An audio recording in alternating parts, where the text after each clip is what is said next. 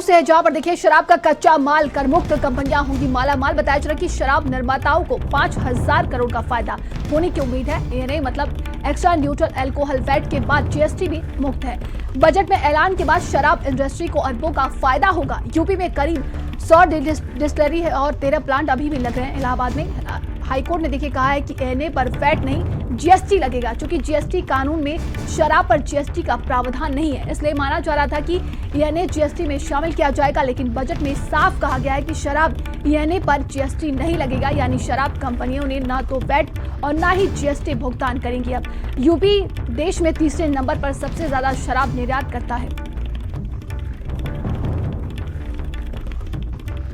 और ज्यादा जानकारी के साथ संवाददाता संजय हमारे साथ जुड़ गए हैं। संजय, देखिए बताया जा रहा है कि एनए पर जीएसटी अब नहीं लगेगा।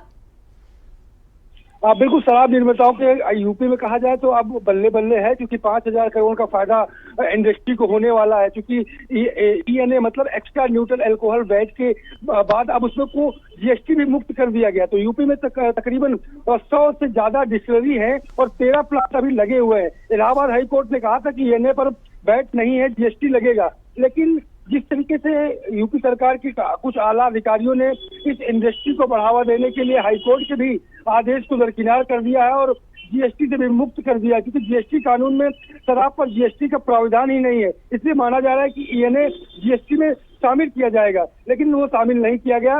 बजट में साफ कहा गया कि शराब ईएनए पर जीएसटी नहीं लगेगा, यानी शराब कंपनियां न तो वैट देंगी और न ही जीएसटी का भुगतान करेंगी। यूपी देश में तीसरे नंबर का सबसे ज्यादा शराब का निर्यात करता है। तो ऐसे में जब जीएसटी नहीं मिलेगा तो कहीं ना कहीं सरकार के टैक्स की काफी जो है नुकसान होगा, क्योंकि ऑलरेडी वैट नहीं दे रही है एनआईए।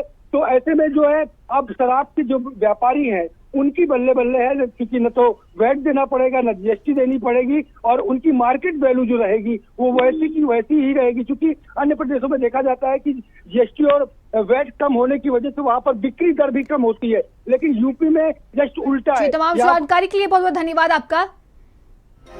चलिए आगे बढ़ते हैं और